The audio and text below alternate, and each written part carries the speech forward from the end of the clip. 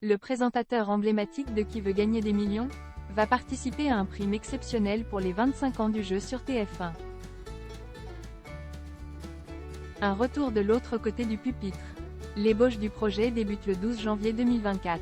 Arthur avait confié auprès de PureMedia.com sa volonté d'animer Qui veut gagner des millions sur TF1.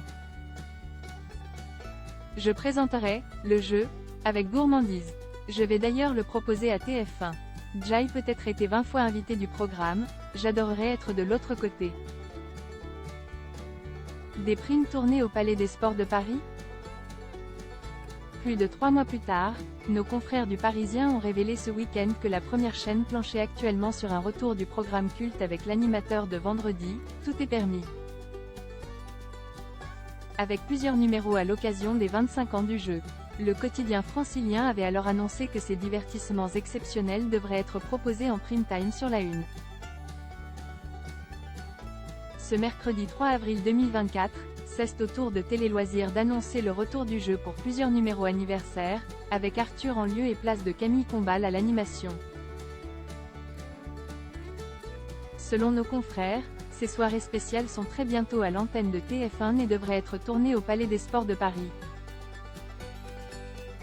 De plus, Jean-Pierre Foucault est annoncé au sein de ces numéros, sans préciser s'il co-animera le programme ou s'il devra répondre aux questions du présentateur. Jean-Pierre Foucault invité d'un soir. Contacté par PureMedia.com, Jean-Pierre Foucault nous confirme la préparation d'émissions anniversaires pour les 25 ans de Qui veut gagner des millions. Il précise toutefois qu'il interviendra en simple invité des Arthur pour une soirée. Invité par Arthur pour une émission anniversaire, c'est tout, nous répond-il.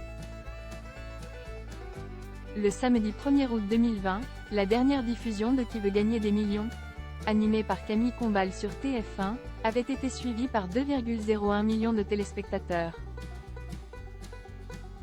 Soit une part de marché s'élevant à 12,2% des individus âgés de 4 ans et plus, selon Médiamétrie, et 14,7% des femmes responsables des achats âgées de moins de 50 ans.